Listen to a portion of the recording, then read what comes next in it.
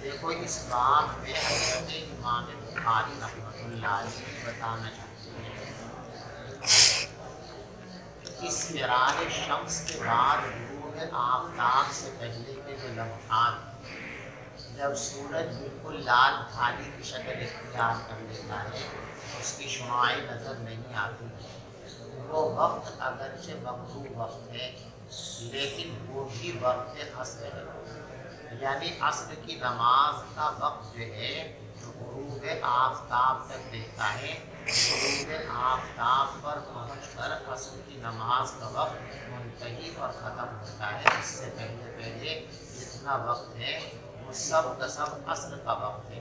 مکروہ اور غیر مکروہ کی تفصیل علیحدہ ہے لیکن وقت عصر ہی ہے۔ لہٰذا کسی کو یہ خیال پیدا ہو سکتا تھا کہ جب اسفرار شمس کے وقت نماز پڑھنا مکروہ ہے تو شاید یہ عصر کا وقت نہیں بلکہ وقت مہمل ہے۔ امام بخاری رحمۃ اللہ علیہ یہ باب لا کر اس خیال کی تردید فرما رہے ہیں کہ یہ وقت مہمل نہیں ہے بلکہ یہ بھی عصر کے اوقات میں شامل ہے اور یہ بھی عصر ہی کا وقت ہے۔ لہذا اسفرار شمس کے وقت بھی اگر کسی نے عصر کی نماز پڑھی ہے غروب آفتاب سے ذرا پہلے تو اس کی نماز ادا کہلائے گی، قضا نہیں کہلائے گی۔ یہ مطلب نہیں کہ ایسا کرو، ایسا کرنا نہیں چاہیے، لیکن اگر کسی نے ایسا کر لیا کہ بالکل غروب آفتاب سے ذرا پہلے اسفرار شمس کے وقت نماز پڑھی تو اس کی نماز ادا سمجھی جائے گی، اس کو قضا قرار نہیں دیا جائے گا۔ بس یہ مقصد ہے اس باب کا۔ اور طریقہ استدلال یہ ہے اس میں کہ اس میں یوں کہا گیا کہ جس شخص نے عصر کی نماز کی ایک رکعت پالی غروب شمس سے پہلے تو وہ اپنی نماز کو پوری کر لے۔ تو جب ایک رکعت کا اسے وقت ملا اور اس نے مان لیا گیا کہ نماز پالی اس نے، تو نماز جب بھی تو پائی جب نماز کا وقت ہے، اگر وہ وقت نماز کا وقت نہ ہوتا تو نماز کو پانے والا اس شخص کو قرار نہ دیا جاتا۔ بات سمجھ شریف میں آ گئی؟ دیکھو یہاں روایت کے جو الفاظ ہیں ذرا ایک پہ آئیے آپ۔ اذا ادرک احدکم سجدۃ من صلاۃ العصر قبل ان تغرب الشمس فلیتم صلاتہ۔ اس روایت کا مفہوم سمجھنے میں ائمہ اور فقہا کا اختلاف ہے۔ اس اختلاف میں بعض لوگوں کی رائے یہ ہے کہ کسی آدمی نے نماز عصر کی ایسے وقت میں شروع کی جب ذرا سا وقت باقی رہ گیا تھا، ابھی اس کی نماز پوری بھی نہیں ہوئی تھی کہ غروب آفتاب ہو گیا، تو اب اس کی یہ نماز باقی رہی یا باطل ہو گئی؟ بعض لوگوں کا خیال یہ ہے کہ نماز اس کی ائمہ ثلاثہ کا خیال یہ ہے کہ نماز باطل نہیں تھی بلکہ نماز باقی ہے اور وہ اسی طرح نماز کو پڑھ لے، اعادے کی ضرورت نہیں ہے۔ حنفیہ کا مسلک اور امام بخاری رحمۃ اللہ علیہ کا مسلک اس کے برخلاف ہے۔ اس مسئلے کی تفصیل ہم آگے بھی چند ابواب کے بعد انشاءاللہ پیش کریں گے۔ تو جن لوگوں کا خیال یہ ہے کہ آیت میں یہ اس روایت کا مقصد یہ ہے، انہوں نے اپنے طور پر یہاں روایت بالمعنی کی۔ اصل روایت کے الفاظ ہیں فقط ادرکا، جب ایک رکعت پالی تو اس نے نماز پالی۔ اب ان کے نزدیک پانے کا مطلب چونکہ یہ تھا کہ پوری کر لی، اعادے کی ضرورت نہیں ہے، تو راوی نے روایت بالمعنی کے طور پر یہ لفظ کہہ دیا فَلْيُتِمَّ صَلَاتَهُ، وہ اپنی نماز کو مکمل کر لے۔ یہ مسئلہ تو آگے بیان کریں گے، بس یہاں یہ بتانا ہے کہ قبل ان تغرب الشمس، غروب آفتاب سے پہلے ایک رکعت پڑھنے کا موقع مل گیا تو اس نے نماز پالی۔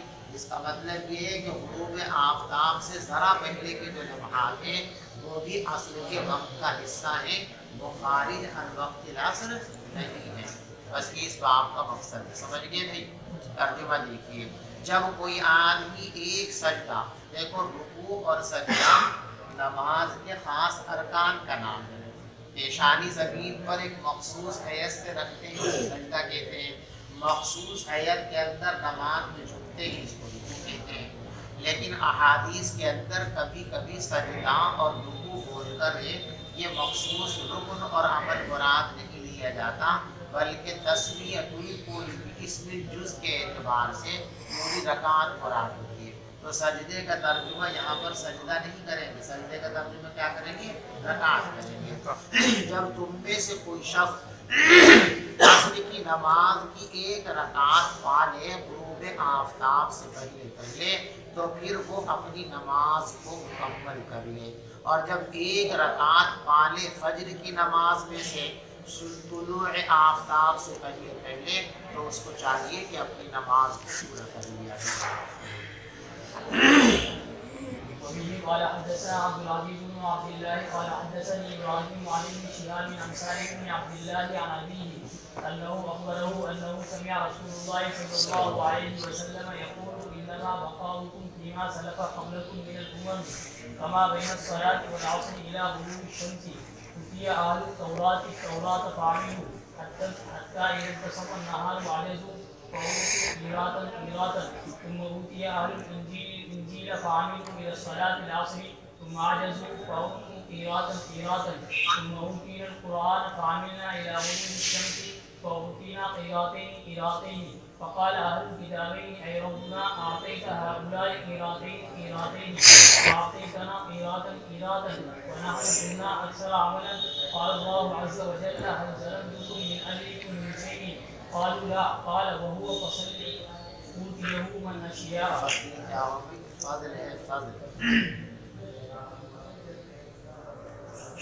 وهو فضلی اوتیہ من اشاء، یہ تو میرا فضل ہے کہ جس کو چاہے۔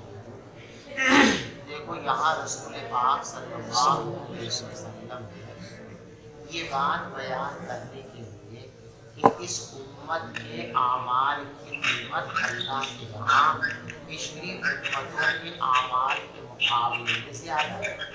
ان کو ایک نماز پر اتنا اجر و ثواب ملا ہے، اس امت کو ایک نماز پر اس سے کہیں زیادہ ثواب حاصل ہے۔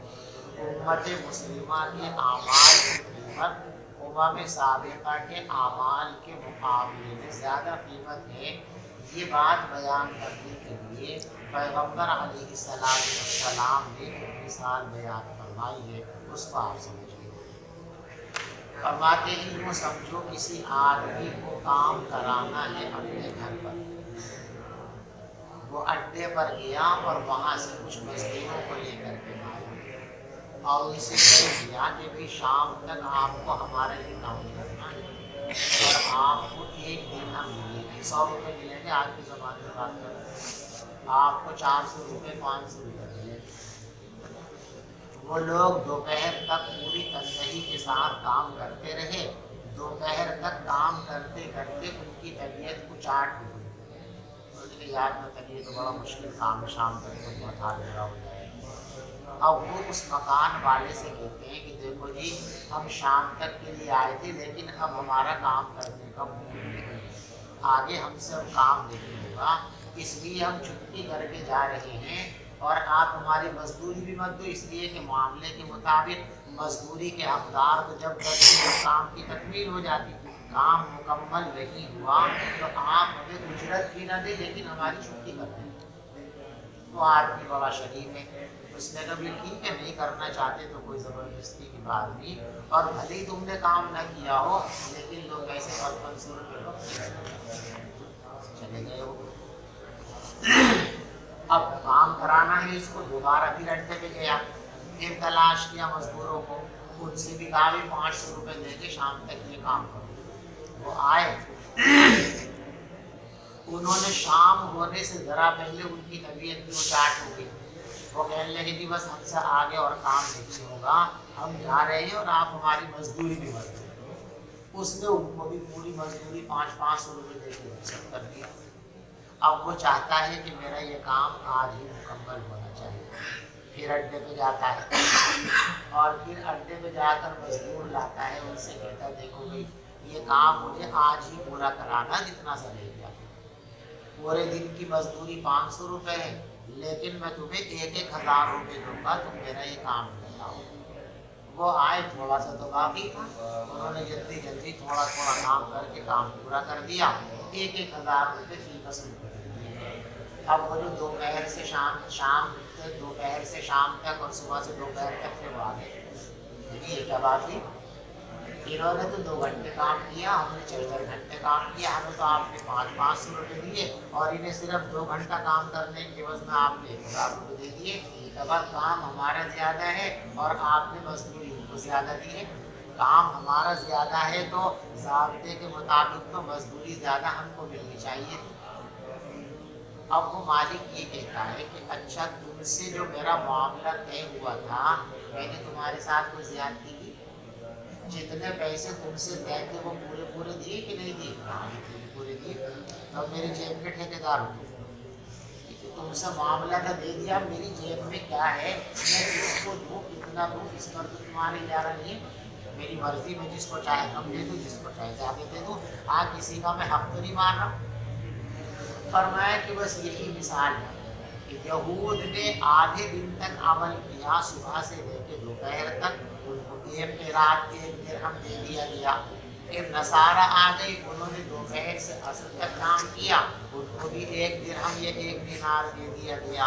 उसके बाद ये उम्मत आई तो इसने थोड़ी देर काम किया, असर से लेके मगरिब तक, लेकिन इसको डबल मजदूरी दी गई। तो ये हमारा फजल है, हम जिसको चाहे कितना अदा करते हैं। बात समझ में आ गई? बस हदीस का खुलासा सिर्फ इतना है कि उम्मत मुस्लिमा के आमाल की कीमत अल्लाह की बारगाह में पिछली उम्मतों के आमाल के मुकाबले में ज़्यादा है। उनको ज़्यादा अमल पर जितना दिया गया है, इस उम्मत को मामूली से अमल पर उससे कहीं ज़्यादा अल्लाह की तरफ से अता कर दिया जाएगा, और ये अल्लाह तबारक व तआला का फज़ल और उसकी इनायत की बात है। समझिए भाई, पैगम्बर अलैहिस्सलातु वस्सलाम ने इरशाद फरमाया, इन्नमा बक़ाउकुम फ़ीमा सलफ़ क़ब्लकुम मिनल उमम, दुनिया में तुम्हारी बका पिछली उम्मतों के मुकाबले में ऐसी ही है जैसे असर की नमाज से लेकर गुरूब आफ़ताब तक का वक्त। इस हदीस से इस्तिदलाल हुई है, जो मैंने बताया था ना, जब देखो यहाँ असर से गुरूब तक की बात कही गई, मालूम हुआ कि गुरूब आफ़ताब तक का पूरा वक्त असर की नमाज का वक्त है। इसफिरार शम्स का वक्त जो है वो भी असर के वक्त के अंदर शामिल है। ऊतिया अहलुत तौरात अत-तौराता, अहले तौरात को तौरात दी गई, फ़अमिलू, वो अमल करते रहे यहाँ तक कि आधा दिन गुजर गया। अजज़ू, फिर वो काम करने से थक गए, फ़ऊतू क़िरातन क़िराता, तो उनको आधे दिन ही में एक क़िरात दे दिया गया। सुम्मा उतिया अहलुल इंजील अल-इंजीला, फिर अहले इंजील को इंजील दी गई, उन्होंने काम किया नमाज असर तक, फिर वो भी आजिज़ हो गए, थक गए, तो उनको भी एक क़िरात दे दिया गया। सुम्मा ऊतीनल कुरआन, फिर हमें कुरआन मरहमत किया गया। फ़अमिलना इला ग़ुरूबिश शम्स, हमने ग़ुरूब आफ़ताब तक काम किया। फ़ऊतीना क़िरातैन, तो हमें 2 क़िरात अता किए गए। तो अहले किताब कहने लगे कि रब्बना, है हमारे परवरदिगार, आतैता हाउलाई क़िरातैन, आपने इनको तो 2 क़िरात अता फरमा दिए, व आतैतना क़िराता, और हमें 1 क़िरात आपने अता किया। व नहनु, जबकि हमारा काम इनके मुकाबले में ज़्यादा है। अल्लाह तबारक व तआला ने फरमाया, हल ज़लमतुम मिन अजरिकुम मिन शै, क्या मैंने तुम्हारे बदले और तुम्हारे अजर में किसी तरह की कमी और कटौती की है? वो कहने के नहीं, आना हुआ फजली, आप अल्लाह फरमाएंगे, फिर तो ये मेरा फजल है, ऊती व नशा, मैं जिसको चाहूँ अता कर दूँ। قال حدثنا ابو كريم قال حدثنا ابو اسامه عن بريده عن ابي بريده عن ابي موسى عن النبي صلى الله عليه وسلم قال مثل المسلمين واليهود والنصارى كمثل رجل استاجر قوما يعملون له عملا الى الليل فعملوا الى نصف النهار فقالوا لا حاجه لنا الى اهلك فاستاجر اخرين فقال اكملوا بقيه يومكم ولكن الذي شربت فعملت حتى إذا كان حين صلاة العصر قالوا لك ما عملنا فاستعجل قوم فعملوا بقية يومهم حتى غابت الشمس فاستكملوا أجر الفريقين. باب وقت المغرب وقال عطاء بن دیکھو مغرب کی نماز کا وقت غروب آفتاب کے فوراً بعد شروع ہو جاتا ہے اور مغرب کا وقت ختم ہوتے ہی عشاء کی نماز کا وقت شروع ہو جاتا ہے. عشاء اور مغرب کے درمیان کوئی مکمل وقت نہیں ہے، یعنی ایسا کوئی وقت کہ وہ مغرب کا بھی وقت نہ ہو عشاء کا بھی وقت نہ ہو. جیسے فجر اور ظہر کے درمیان وقت مکمل ہے کہ غروب آفتاب، طلوع آفتاب سے پہلے فجر کا وقت ہے، اور طلوع آفتاب سے لے کر زوال شمس تک کسی نماز کا وقت نہیں ہے، نہ وہ فجر کا وقت ہے نہ وہ ظہر کا وقت ہے، تو یہ وقت مکمل ہے. تو عشاء اور مغرب کے درمیان کوئی وقت مکمل نہیں ہے. جیسے ہی مغرب کی نماز کے وقت کی انتہا ہوگی اسی گھنٹے پر عشاء کی نماز کے وقت کی ابتدا ہوگی، بیچ میں کوئی فصل نہیں ہے، وقت مکمل نہیں ہے. یہ بتانا مقصود اس بات ہے. اس کے لیے دلیل میں لائے ہیں حضرت عطا رحمۃ اللہ علیہ کا فیصلہ فرمان. عطا فرماتے ہیں کہ مریض مغرب اور عشاء کے درمیان جمع سوری کر سکتا ہے، یعنی مغرب کو بالکل اخیر وقت میں پڑھے اور عشاء کو اول وقت میں پڑھے. تو یہ جمع بین الصلاتین سوری جو ہوگی یہ اسی صورت میں ہو سکتی ہے جبکہ دونوں وقتوں کے درمیان کوئی وقت مہمل نہ ہو، اور اگر وقت مہمل ہے تو جمع ہو ہی نہیں سکتی.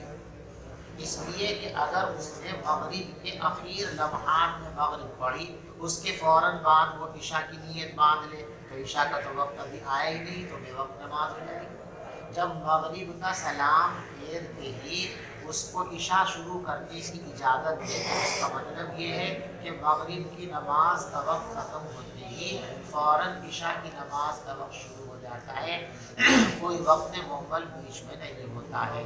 سمجھ میں آگے بات نہیں؟ چلیے. وبه قال حدثنا محمد بن مهران قال حدثنا الوليد قال حدثنا الأوزاعي قال حدثني أبو النجاشي اسمه عطاء بن سهيل مولى رافع بن خديج قال سمعت رافع بن خديج يقول كنا نصلي المغرب مع النبي صلى الله عليه وسلم فينصرف أحدنا وإنه ليذكر مواقع نزله. مغرب کی نماز میں حضور پاک صلی اللہ علیہ وسلم تعجیل فرماتے تھے، غروب ہوتے ہی فوراً نماز ادا کر لیا کرتے تھے، اور آج تک پوری امت کا اسی پر معمول ہے کہ ادھر وقت ہوا ادھر اذان ادھر فوراً نماز.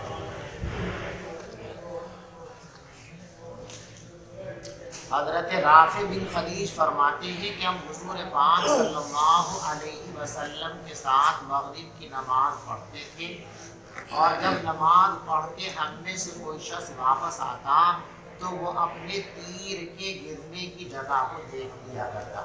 یعنی مغرب پڑھنے کے بعد بھی اتنا اندھیرا نہیں ہوتا تھا، قدر اجالا رہتا تھا کہ کوئی یہاں سے تیر چلائے تو اسے دکھ جائے گا کہ میرا تیر کہاں گرا ہے، اور اجالے میں دکھے گا اندھیرے کے اندر، یعنی گھنگیر اندھیرا نہیں ہوتا تھا. بہت جلد نماز پڑھ لیا کرتے تھے اور اسی کو امت کا معمول ہے. وبه قال حدثنا محمد بن بشار قال حدثنا محمد بن جعفر قال حدثنا شعبة عن سعد عن محمد بن عمرو بن الحسن بن علي قال قدم الحجاج فسألنا جابر بن عبد الله فقال كان النبي صلى الله عليه وسلم يصلي الظهر بالحاجرة والعصر والشمس نقية والمغرب إذا وجبت والعشاء أحيانا وأحيانا إذا رآهم اجتمعوا أجلا وإذا رآهم ہم نے حضرت جابر بن عبداللہ رضی اللہ تعالیٰ سے دریافت کیا کہ نماز کے اوقات کیا تھے حضور کے، تو انہوں نے فرمایا کہ پیغمبر علیہ السلام ظہر کی نماز دوپہر میں پڑھ لیا کرتے تھے اور عصر کی نماز اس وقت پڑھ لیا کرتے تھے جب سورج جاندار ہوتا تھا. والمغرب اذا وجبت، اور مغرب آپ پڑھتے تھے اس وقت جب سورج غروب ہو جاتا تھا، غروب ہوتے ہی فوراً مغرب کی نماز پڑھ لیا کرتے تھے. یہ جملہ باپ سے متعلق ہے. वल-इशा अहयानन व अहयानन, और इशा अलहदा अलहदा वक्त में पढ़ा करते, कभी जल्दी और कभी देर से। ये जल्दी और देर जो होती थी ये लोगों के हालात और रियायत की बुनियाद पर होती थी। किसी दिन ऐसा हुआ कि लोग अपने कामों से फारिग होकर जल्दी मस्जिद में जमा हो गए तो आप जल्दी नमाज पढ़ाते। किस दिन लोगों को आने में देर हो गई तो आप इंतज़ार फरमाया करते थे, जब देखते कि सारे लोग आ गए उसके बाद नमाज पढ़ाते थे। इज़ा रआहुम इज्तमऊ वज्जला, जब हुजूर देखते कि लोग जल्दी जमा हो गए हैं अज्जला, तो ईशा की नमाज जल्दी पढ़ लिया करते थे। व इज़ा रआहुम अब्तऊ अखरा, और जब देखते कि लोग आने में ताख़ीर कर रहे हैं तो मग़फ़िर कर लिया करते थे। व सुबह, और पैगम्बर अलैहिस्सलातु वस्सलाम सुबह की नमाज पढ़ा करते थे। पैगम्बर अलैहिस्सलातु वस्सलाम गलस के अंदर नमाज पढ़ाते थे। नमाज सुबह जो आप शुरू करते थे तो गलस के अंदर किया करते थे और ख़त्म करते करते इस बार की नौबत आ गई। وبه قال حدثنا المكي بن ابراهيم قال حدثنا يزيد بن ابي عبيد عن سلمة قال كنا نصلي مع النبي صلى الله عليه وسلم المغرب اذا توارت بالحجاب، غروب آفتاب کے فوراً بعد پڑھ لیتے تھے ہم نماز پڑھ لیا کرتے تھے مغرب کی جب سورج کوٹ میں چھپ جاتا تھا، یعنی جیسے سورج غروب ہوا فوراً نماز پڑھ لیا کرتے تھے۔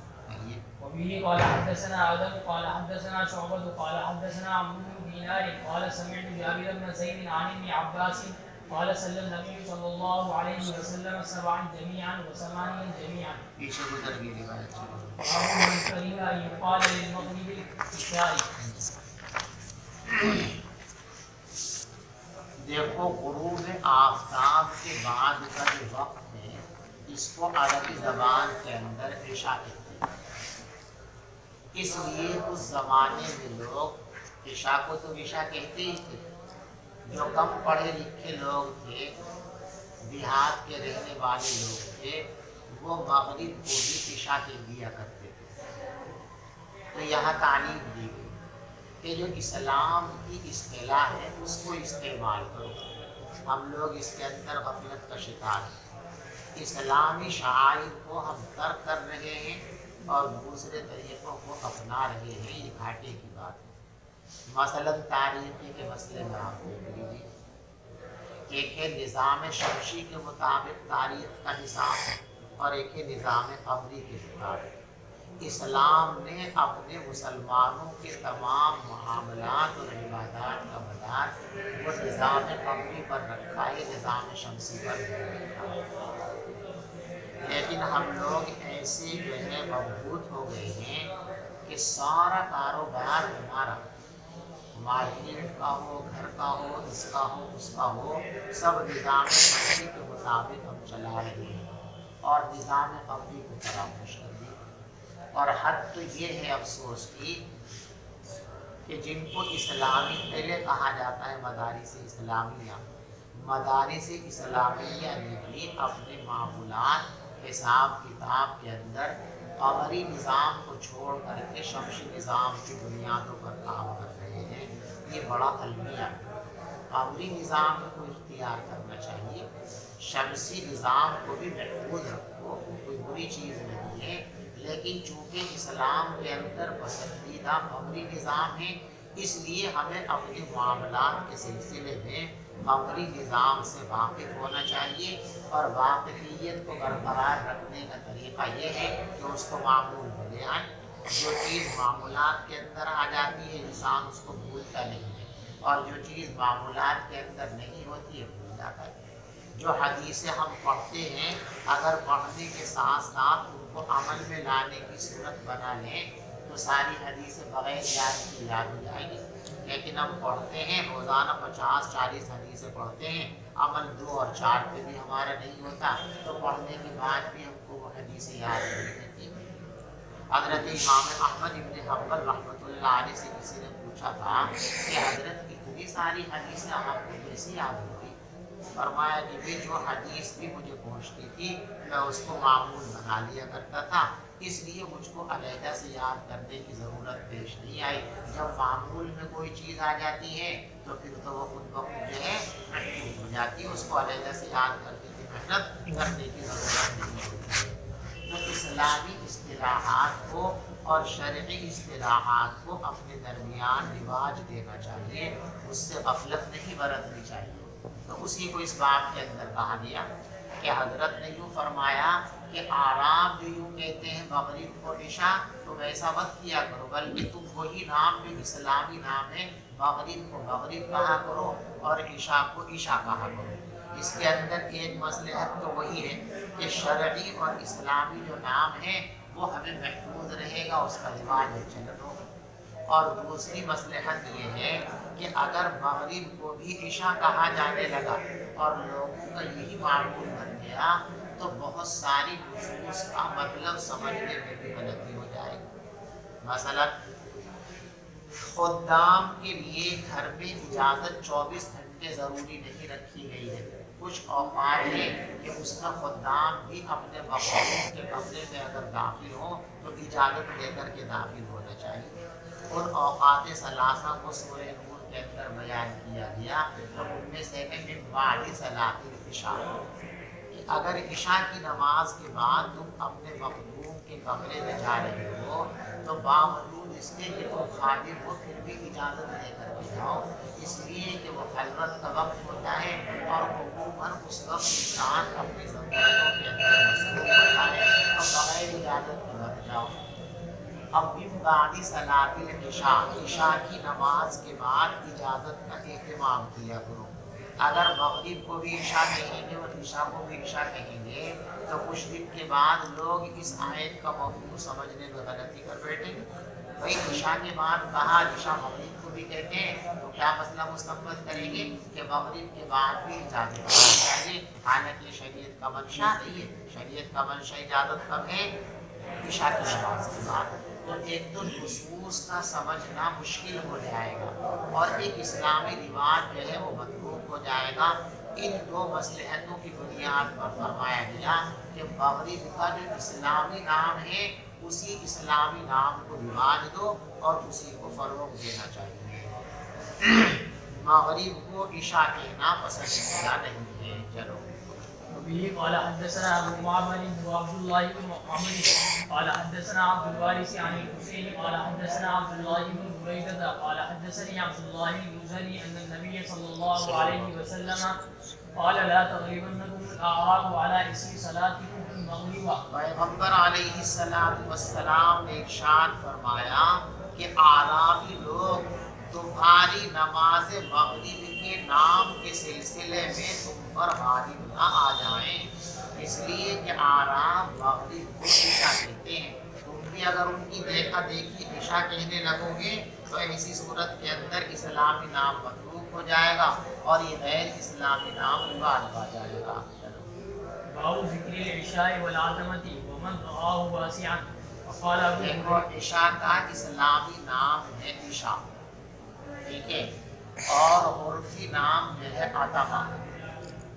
और इशा को अगर अतमा कह दिया जाए तो उससे किसी नस्फ़हमी के अंदर दिक्कत और दुश्वारी आने वाली नहीं है। इसलिए उलमा फरमाते हैं कि दोनों नाम लेने की गुंजाइश है। हज़रत इमाम बुखारी रहमतुल्लाह अलैह इस बाब के तहत दोनों तरह की रिवायात ला रहे हैं। वो रिवायात भी ला रहे हैं जिसमें इशा का लफ्ज़ इस्तेमाल हुआ है और वो रिवायात भी ला रहे हैं जिसमें हज़रात सहाबा किराम ने इशा को अतमा के नाम से तामीर किया है। तो जब सहाबा ने दोनों तरीक़े से इस्तेमाल किया है साबित हो गया कि गुंजाइश है। इशा असल इस्लामी नाम है वो तो होना ही चाहिए, लेकिन किसी ने कभी कभार अतमा भी अगर कह दिया तो कोई गुनाह की बात नहीं होगी। इशा और अतमा का तज़किरा और उन लोगों का मसलक जो इसके अंदर गुंजाइश के कायल है कि इशा भी कह सकते हैं और अतमा भी कहा जा सकता है।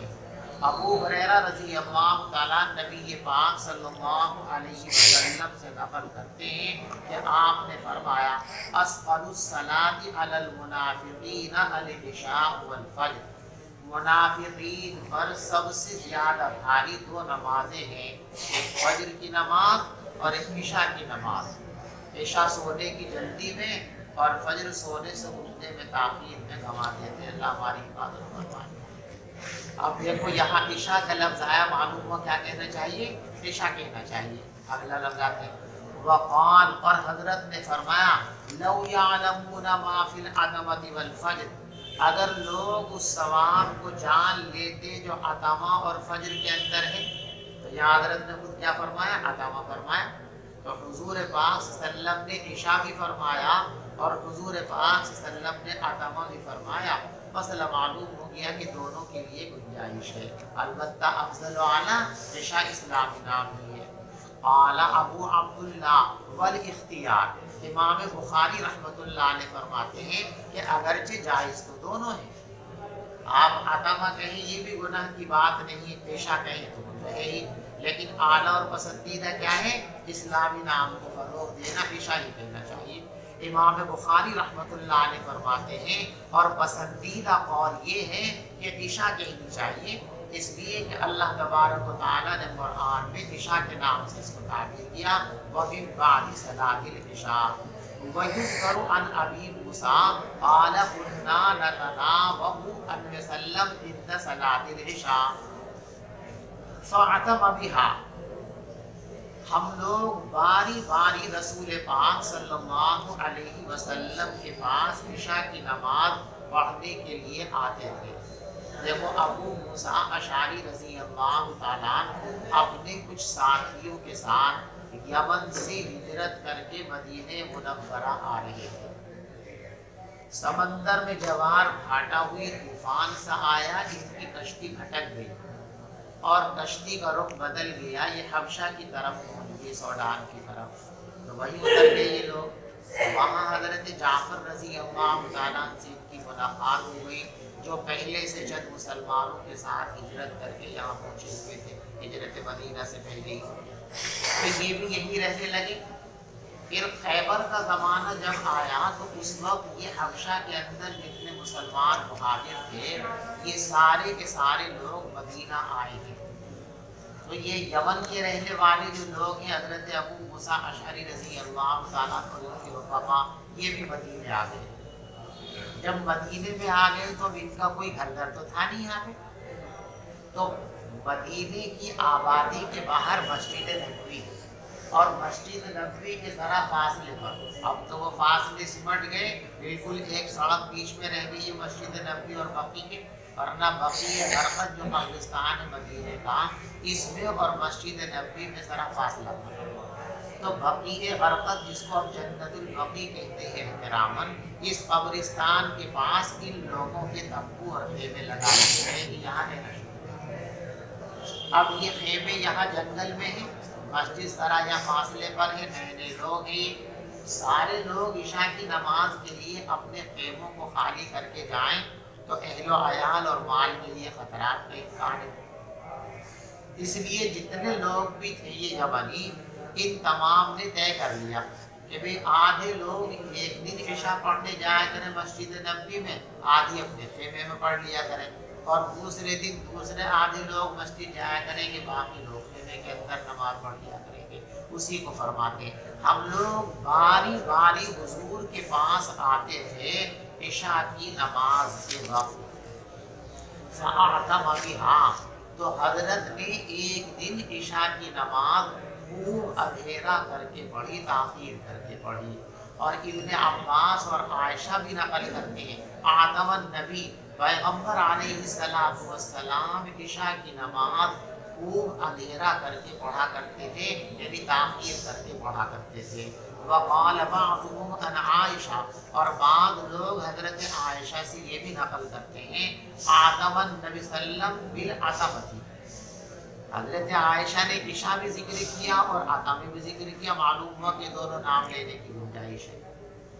اور حضرت جابر فرماتے ہیں کہ پیغمبر علیہ السلام عشاء پڑھاتے تھے، یا عشاء کا لفظ ہے لازم عشاء پڑھ کے سکتے ہیں۔ اور ابو برزہ اسلمی کہتے ہیں کہ پیغمبر علیہ السلام عشاء کو مؤخر کیا کرتے تھے، اس حدیث میں عشاء کا لفظ ہے، لہذا معلوم ہوا کہ عشاء کہہ سکتے ہیں۔ وقال انس، اور حضرت انس فرماتے اخر النبی، پیغمبر علیہ السلام نے عشاء آخرہ کو تاخیر سے پڑھا، کہ اس اعتبار سے کہا کہ لوگ مغرب کو بھی چونکہ عشاء کہتے تھے نا، تو اگر مغرب اور عشاء دونوں کے لیے عشاء بولا جائے تو اس میں وضاحت کر دینی چاہیے. اگر آپ کی مراد مغرب ہے تو یوں کہو العشاء الاولیٰ، عشاء نامی دو نمازوں میں سے پہلی نماز وہ مغرب ہے.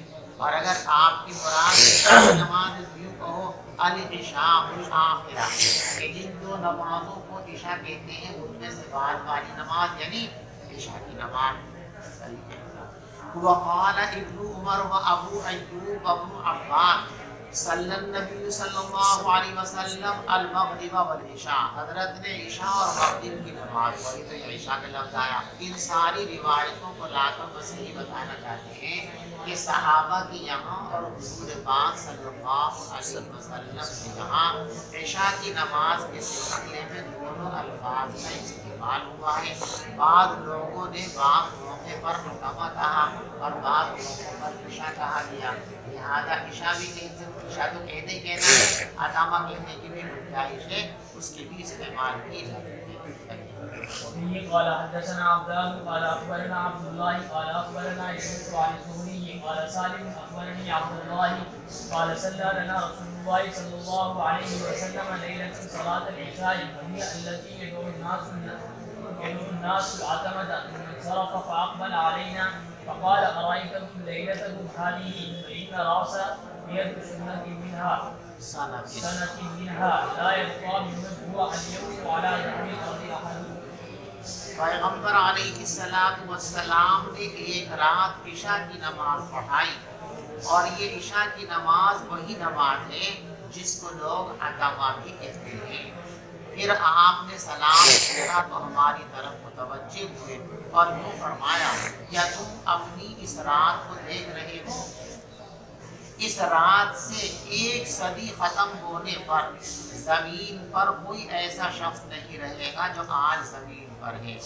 کتاب العلم کے اندر بھی روایت گزر چکی ہے اور وہاں آپ نے یہ بات بتا دی تھی کہ اس سے مراد قرن کا خاتمہ ہے، کہ ہر صدی پر ایک قرن کا خاتمہ ہو جاتا ہے، دوسرا قرن شروع ہو جاتا ہے.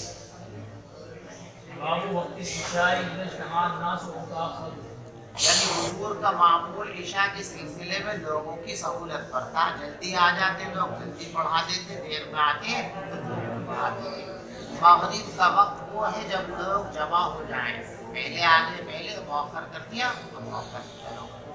وبه قال حدثنا مسلم بن ابراهيم قال حدثنا شعبة عن سعد بن ابراهيم عن محمد بن عمرو وهو ابن الحسن بن علي بن ابي طالب قال سألنا جابر بن عبد الله عن صلاة النبي صلى الله عليه وسلم فقال كان النبي صلى الله عليه وسلم يصلي الظهر بالحاجرة والعصر والشمس طيبة والمغرب إذا وجبت والعشاء إذا كسر الناس عجل وإذا قلوا أفر والصبح بغلس. کئی مرتبہ باب فضل العشاء، عشاء کی فضیلت اہمیت کا بیان. عشاء کی نماز ایک اہم نماز ہے.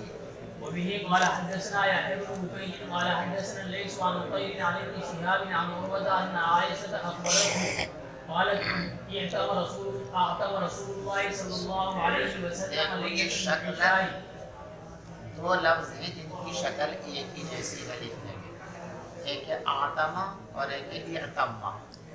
تو ان کے طریقے تکلم میں تو فرق ہے لیکن ان کی صورت کتابت بھی ایک جیسی ہے، دونوں کے معنی علیحدہ علیحدہ. اگر یہ باب افتعال سے ہے اعتما یعتم اعتمام، تو جب اس کو پڑھیں گے اعتما تو اس کے معنی ہوں گے امامہ باندھنا.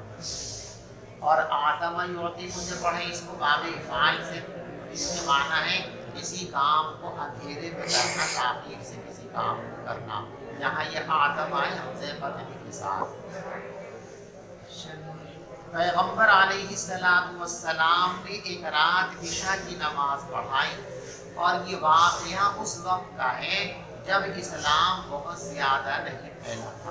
ابتدائی دور کی باتیں، جب مسلمان تھے تو مسجد نبوی کے علاوہ جو مدینہ منورہ کے اندر دیگر مساجد تھی ان میں معمول کے مطابق جلدی لوگ نماز پڑھ کے سو گئے. مسجد نبوی کے اندر جو لوگ آئے تھے تو حضرت ذرا اندر سے دیر میں تشریف لائے، لوگ بیٹھے بیٹھے ڈھونڈنے لگے جھٹکے لینے لگے، نیند آنے لگی۔ بہت دیر کے بعد حضرت تشریف لائے تو حضرت نے لوگوں کو بتایا کہ دیکھو تھوڑی دیر انتظار کرنے میں تمہیں ناگواری تو ہوئی، پریشانی تو ہوئی، لیکن کتنا بڑا تم کو فائدہ ہوا۔ ایک تو جتنی دیر تک تم یہاں بیٹھے رہے ہو اتنی دیر تک نماز پڑھنے کا ثواب ملتا رہا، اور نماز بھی کوئی معمولی نماز نہیں، یہ عشاء کی نماز انتہائی اہم ترین نماز ہے۔ اہم کیسے ہے بھائی؟ اہم ہونے کا استدلال اس طرح سے ہے اس میں کہ عشاء کی نماز پچھلی امتوں میں سے کسی امت پر نہیں ہے۔ عشاء کی نماز ہی اس امت کی خصوصیت ہے، اور ظاہر بات ہے کہ خاص لوگوں کو دینے کے لیے جو چیز بچا کر کے رکھی جاتی ہے وہ اہم چیز تو ہوتی ہے نا۔ تو اللہ تبارک و تعالیٰ نے مخصوص امت کے لیے اس نماز کو بچا کر کے رکھا، یہ اس نماز کی اہمیت ہے۔ اسی لیے امام بخاری نے عنوان لگایا باب فضل العشاء، نماز عشاء کی اہمیت وغیرہ۔ بس آپ تشریف نہیں لائے، یہاں تک کہ حضرت عمر نے فرمایا نام النساء والصبیان، بچے اور عورتیں تو سونے لگے ہیں۔ تو حضور تشریف لائے اور مسجد والوں سے فرمایا ما ينتظر احد من اہل الارض غیرکم، تمہارے علاوہ روئے زمین پر کوئی بھی اس وقت اس نماز کے انتظار میں بیٹھا ہوا نہیں ہے، تم بیٹھے ہو تو تمہیں مستقل نماز پڑھنے کا ثواب مل رہا ہے۔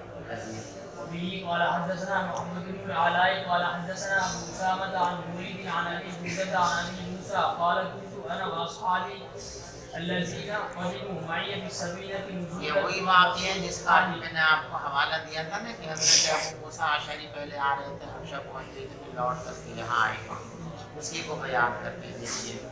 ابو موسیٰ فرماتے کنت انا واصحابی الذین قدموا معي بالسفینہ، میں اور میرے وہ ساتھی جو میرے ساتھ کشتی میں سوار ہو کر حبشہ سے آئے تھے، نزولاً فی بقیع بطحان، ہم لوگ ٹھہرے ہوئے تھے بقیع کے پاس، اور پیغمبر علیہ السلام مدینے میں تشریف فرماتے ہیں۔ یعنی اس وقت یہ جو قبرستان کی جگہ ہے جس کو ہم جنت البقیع کہتے ہیں، یہ مدینے کی آبادی سے باہر تھی، جیسے پہلے زمانے کے اندر سارے قبرستان آبادی سے باہر ہوا کرتے تھے۔ اب آبادیاں بڑھتی گئی تو قبرستان اب آبادیوں کے بیچ میں آ گئی۔ تو یہ قبرستان بھی دور نبوی کے اندر مدینے کی آبادی سے باہر تھا، اب مدینہ بہت وسیع ہو گیا تو یہ بالکل مدینے کے بیچ آ گیا، اور حضور مدینے میں تھے۔ تو پیغمبر علیہ السلام کے سلسلے میں ہر رات ہم باری لگا کر جاتی تھی ہم میں سے ایک جماعت، فوافقنا النبی، اتفاق سے ایک روز میرا اور میرے ساتھی کا نمبر تھا، وَلَهُ بَعْضُ الشُّغْلِ فِي بَعْضِ أَمْرِهِ، اور ان کو کسی معاملے کے اندر مشغولیت ہوگی بھیا نماز پڑھنے کے لیے، فَأَعْتَمَ، پیغمبر علیہ السلام نے نماز کو مؤخر فرمایا، حَتَّى إِبْحَارَ اللَّيْلُ، یہاں تک کہ رات چھا گئی۔ پھر پیغمبر علیہ السلام نکلے، فصلی بھی، نماز پڑھائی، فلما قضا صلاتہ، پھر جب آپ نماز پڑھ کر فارغ ہوئے، قال لمن حضرہ علی رسلکم، تو آپ نے حاضرین سے فرمایا سب اپنی اپنی جگہ بیٹھے رہو۔ جیسے ہمارے الہانت مسجد میں سنت و نوافل کے بعد سب رک رہے ہیں، تفسیر ہوگی، حدیث بیان ہوگی، بیان ہوگا، یہ جماعت جو ہے لفظوں میں اس کی ایمان و یقین کی بات ہوگی تو ایمان و یقین کی بات کا اعلان ہوا۔ علی رسلکم، سب اپنی اپنی جگہ بیٹھے رہیں۔ اس کے بعد حضرت نے فرمایا ابشروا، خوشخبری سنو، ان من نعمت اللہ علیکم، اللہ کا تمہارے اوپر خاص انعام یہ ہے کہ لوگوں میں سے کوئی بھی ایسا شخص نہیں ہے جو اس وقت تمہارے علاوہ نماز پڑھ رہا ہو۔ یعنی عشاء کی نماز اللہ نے خصوصیت کے ساتھ اس امت کو مرحمت فرمائی ہے، یہی اس نماز کی اہمیت کی بات ہے۔ یہ یوں فرمایا ما صلی هذه الساعة احد غیرکم لا یدری ای الکلمتین، راوی کو یاد نہیں کہ ان کے استاد نے دونوں میں سے کون سا جملہ بولا تھا۔ ابو موسیٰ کہتے ہیں فرحانا فرحا بما سمعنا من रसूल अल्लाह, बस हम नमाज पढ़कर खुशी खुशी वापस आए पैगम्बर अलैहिस्सलाम की बात को सुनकर। लेकिन नमाज के बाद जो आपने तकरीर फरमाई और सवाब बताया कि कितना सवाब मिला, तो पहले तो ताख़ीर की वजह से ना तकलीफ से थी, ये खुशखबरी और सवाब सुनने के बाद जो है तबीयत बड़ी खुश हो गई, तो खुशी खुशी उछलते उछलते अपने डेरों में आकर के सो गए। देखो, एक है बिल इख्तियार सोना और एक है बिला इख्तियार सोना। आदमी का सोने का इरादा तो नहीं है, मगरिब के बाद इशा से पहले किताब पढ़ रहा था, बैठे बैठे अचानक आँख लगी, ये गैर इख्तियारी सोना है। और गैर इख्तियारी चीज़ पर कोई हुक्म शरई मुरत्तब नहीं होता है। अलबत्ता बिल क़स्द सोना इशा से पहले ये दुरुस्त है। और वजह इसकी ये है कि आदमी जब सो जाता है तो उसको सुस्ती आ जाती है बदन में। अब ये मगरिब के बाद सो गया, बीवी इसको उठाएगी, अगर जी नमाज पढ़ लो, जगह तो नमाज पढ़ने के लिए, लेकिन नींद पूरी नहीं हुई अभी, तो कसर होगा तबीयत के अंदर। और नमाज निशात की हालत में तो अपना मजलूब है, कसर की हालत के अंदर नमाज पढ़ना मजलूब है, तो नमाज पढ़ने के लिए निशात नहीं रहेगा। इसलिए इशा की नमाज से पहले सोने को पैगम्बर अलैहिस्सलाम ने नापसंदीदा करार दिया। अलबत्ता रमज़ान इससे मुस्तस्ना है। रमज़ान के महीने के अंदर अगर कोई आदमी मगरिब के बाद इशा से पहले कुछ देर सो जाए, बशर्ते कि उसे अपने नफ्स के ऊपर एतमाद है कि इशा से पहले 5, 7, 10 मिनट सोकर उठ जाएगा, या उसके खादिम मामूर है वो उसको उठा सकते हैं। नमाज के निकलने का, जमात के निकलने का ख़तरा नहीं है। अगर जमात के निकलने का, नमाज के निकलने का ख़तरा हो तो रमज़ान के अंदर भी ये अमल दुरुस्त नहीं है। लेकिन अगर ख़तरा नहीं हो, कोई इंसान इतना शौकतना है, मुतयक्किन है या खुद्दाम मौजूद है, तो ऐसी सूरत में ऐसा कर सकते हैं। इसलिए कि रमज़ान में आदमी पूरे दिन का भूखा है और भूखे आदमी को पेट भरते गुनूदगी आती है, नींद आती है, फितरी तकाज़ा है। अब वो अगर इस गुनूदगी को ख़त्म करने के लिए थोड़ी देर सो जावे तो एक गुनूदगी ख़त्म हो गई। और थोड़ा बहुत कसल अगर इसमें सुस्ती आवेगी भी तो कब तक रहेगी? 1.5 घंटा रहना मस्जिद में, पहले इशा के फर्ज पढ़ेगा, सुन्नतें पढ़ेगा, फिर 20 रकात तरावी पढ़ेगा, फिर वित्र पढ़ेगा। तो अगर थोड़ा बहुत कसर होगा भी तो इशा पढ़ते पढ़ते 2-4 तरावी पढ़ते पढ़ते निशान पैदा हो जाएगा, कसर खत्म हो जाएगा। तो एक तो मगरिब रमज़ान के औकात इससे मुस्तस्ना है और गैर इख्तियारी नींद मुस्तस्ना है। गैर रमज़ान में बिल इख्तियार इशा से पहले सोना ये कराहत की चीज़ है, उसी को फरमाया। इशा से पहले सोना नापसंदीदा है। चलो وبه قال حدثنا محمد بن سلام قال حدثنا عبد الوهاب الثقفي قال حدثنا خالد بن الحذاء وعن ابي المنهال عن ابي برزة ان رسول الله صلى الله عليه وسلم كان يكره النوم قبل العشاء والحديث بعدها. इशा से पहले सोने को और इशा के बाद फालतू बातें करने को हुजूर पसंद नहीं फरमाते चाहिए। बाब नौम قبل العشاء, ये वो बाब है जिसको मैंने कहा था गैर इख्तियारी सो जाए तो कोई हरज की बात नहीं, उसी को बाबु नौम क़ब्ल इशा लिमन गुरिबा, जो नींद से मग़लूब हो गया उसके सोने का बयान, यानी उसके सोने को कराहत पर बिल्कुल नहीं करेंगे, इसलिए को गैर इख्तियारी चीज़ है। चलो وبه قال حدثنا أيوب بن سليمان قال حدثني أبو بكر عن سليمان قال صالح بن كيسان أخبرني ابن شهاب عن عروة أن عائشة. देखो रिवायत तो वही है जो कई मरतबा गुजर चुकी कि हजरत ने जेल फरमा दी थी, अंदर से आने में लोग बैठे बैठे सोने लगे थे। इस्तिदलाल इस तरीके से है कि ये लोग जो मस्जिद में बैठे बैठे सो रहे थे ये बेइख्तियार नहीं सो रहे थे, गैर इख्तियारी तौर पर नींद के झोंके इनको लग रहे थे और उस पर हुजूर ने कोई नकीर नहीं फरमाई। तो मालूम हुआ कि गैर इख्तियारी तौर पर अगर किसी को नींद गालिब आ गई और वो इशा से पहले सो गया तो उसका सोना वो गुनाह के ज़ुमरे में और कराहत के दायरे में नहीं आएगा। وبه قال حدثنا محمود قال حدثنا عبد الرزاق قال أخبرنا ابن جبير قال أخبرني نافع قال حدثنا عبد الله بن عمر أن رسول الله صلى الله عليه وسلم سئل عنها ليلة فأخبرها حتى رقدنا في المسجد ثم استيقظنا ثم نقضنا ثم استيقظنا ثم خرج علينا النبي صلى الله عليه وسلم ثم قال ليس أحد من أهل الأرض ينتظر الصلاة غيركم وكان ابن عمر لا يبالي قدمها أم أخرها إذا كان لا يخشى أن يغلبه النوم عن وقتها وقد كان يقضي. اور عبداللہ ابن عمر اس کی پرواہ نہیں کرتے تھے کہ عشاء کی نماز جلدی پڑھیں یا تاخیر سے پڑھیں، جبکہ اس کا اندیشہ نہ ہو کہ نیند اس پر غالب آ جائے گی وقت کے سلسلے میں۔ یعنی کسی آدمی کو اگر یہ اندیشہ کہ سو گیا تو بس سو گیا، اس کو نہیں سونا چاہیے۔ ایسا ہے کہ اگر سو گیا تو نماز کے وقت اٹھنے میں کوئی دقت نہیں ہوگی تو اس کے لیے گنجائش ہے، جیسے رمضان کی متعلق میں نے بیان کیا۔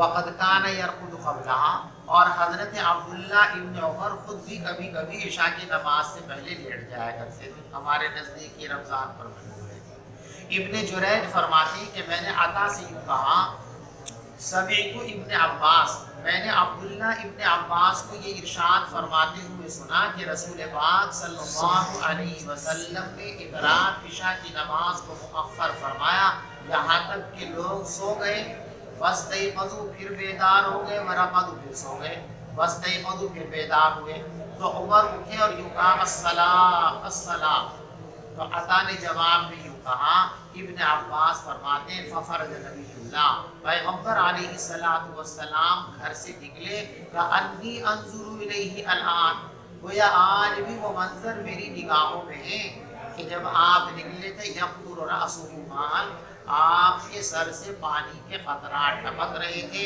یعنی ایسا لگ رہا تھا کہ آپ غسل فرما کر تشریف لائے ہیں، اور آپ سر پر ہاتھ رکھے ہوئے تھے، اور پھر یوں ارشاد فرمایا لولا ان اشق علی امتی لامرتهم ان یصلوها هکذا، اگر مجھے یہ اندیشہ نہ ہوتا کہ میں اپنی امت کو مشقت میں ڈال دوں گا تو میں امت کو یہ حکم دیتا کہ اسی وقت عشاء کی نماز پڑھا کرے، مستقل کمپلسری آرڈر ہوتا کہ عشاء ہمیشہ بہت دیر میں پڑھا کرو، شروع سے لیل تک مؤخر کیا کرو۔ دیکھو قاعدے کلیہ یاد ہے، نصوص شرعیہ کے اندر جب کسی نص کے ذریعے کسی کام کے وجوب کو ثابت کیا جائے کہ امت پر شفقت کے پیش نظر اس وجوب کو ثابت کیا جا رہا ہے، تو اس نص سے یہ بات سمجھنی چاہیے کہ وجوب ثابت ہوا ہے، استحباب باقی۔ کسی چیز کو مطلقاً منع کر دیا، اس میں شفقت علی الامہ کی علت نہیں ہے، ثابت، لیکن شفقت علی الامہ، شفقت علی الناس کی بنیاد پر اگر کسی چیز کے وجوب کو شریعت کی کسی نص کے اندر ثابت کیے جائے تو اس کا یہ مطلب سمجھنا چاہیے کہ وجوب تو ثابت ہو گیا لیکن استحباب اس کا باقی ہے۔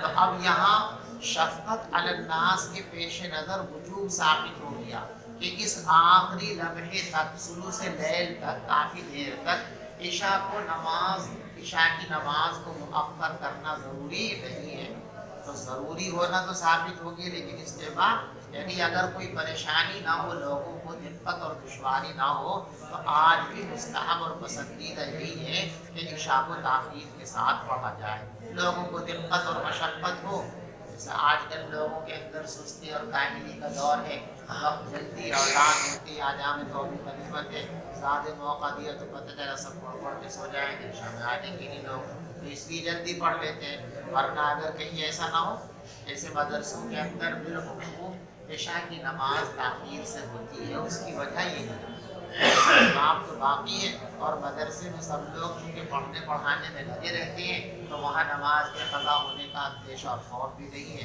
تو کوئی مشکل نہیں ہے۔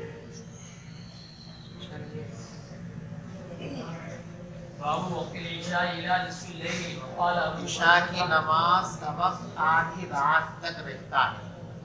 آدھی رات تک رہنے کا مطلب یہ ہے کہ آدھی رات تک غیر مقبول وقت رہتا ہے، ورنہ نفس وقت ہے وہ صبح صادق تک باقی رہتا ہے۔ صبح صادق سے ذرا پہلے بھی عشاء کی نماز کوئی پڑھے گا تو اس کی نماز ادا شمار کی جائے گی، ادا شمار۔ تو الی نصف اللیل آدھی رات تک رہتا ہے، یعنی وقت غیر مقبول، اور اس کے بعد وقت مقبول شروع ہو جاتا ہے. چلیے. وقال ابو برزة كان النبي صلى الله عليه وسلم يستحب تأخيرها. حضور عشاء کی نماز تاخیر سے پڑھنے کو پسند فرمایا کرتے تھے. وبه قال حدثنا عبد الرحيم المحاربي قال حدثنا زائدة عن حميد الطويل عن انس قال اخر النبي صلى الله عليه وسلم صلاة العشاء الى نصف الليل ثم صلى ثم قال قد صلى الناس وناموا اما انكم في صلاة اما انکم فی صلاۃ منتظرتموها سنو. جب تک تم نماز کے انتظار میں بیٹھے رہو گے تو گویا نماز ہی میں کہلاؤ گے. اور ابن ابی مریم نے اپنی روایت میں یہ بھی اضافہ کیا ہے کہ یحییٰ ابن ایوب یوں فرماتے ہیں کہ ہم سے حضرت حمید نے یہ حدیث بیان کی تھی کہ انہوں نے حضرت انس کو یوں کہتے ہوئے سنا کہ انی انظر الی وبیس خاتمہ لیلۃ. اس رات میں حضور کی انگوٹھی کی چمک آج بھی میری آنکھوں میں ہے. یعنی جب آپ دیر سے تشریف لائے تھے اور غسل فرما کر تشریف لائے تھے تو آپ کے ہاتھ میں انگوٹھی تھی. وہ انگوٹھی خوب چمک رہی تھی. آج تک وہ چمک میرے ذہن کے اندر مستحضر ہے. میں اس کو پورا نہیں ہوں. باب فضل صلاة الفجر والحديث. نماز فجر کی اہمیت کا بیان. وبه قال حدثنا مسدد قال حدثنا يحيى عن اسماعيل قال حدثنا قيس قال قال لي جرير بن عبد الله كنا عند النبي صلى الله عليه وسلم اذا نظر الى القمر ليله البدر فقال اما انكم سترون ربكم كما ترون هذا لا تضامون او لا تضامون في رؤيته وان استطعتم الا تغلبوا على صلاه قبل طلوع الشمس وقبل غروبها فافعلوا. ثم قال فسبح بحمد ربك قبل طلوع الشمس وقبل غروبها. قال پیچھے ایک باب گزرا ہے باب فضل صلاۃ العصر. نماز عصر کی اہمیت کا بیان. تو وہاں بھی یہ روایت لائے تھے جس سے اہمیت کو ثابت کیا گیا تھا اور یہاں بھی یہ روایت لائے ہیں. ہم نے آپ کو بتایا تھا کہ اہمیت کس طور پر ثابت ہوتی ہے کہ ان نمازوں کی ادائیگی میں قیامت میں اللہ تبارک و تعالیٰ کے دیدار کو خاص دخل ہے. یہی ان نمازوں کی اہمیت کی بات ہے. چلیے.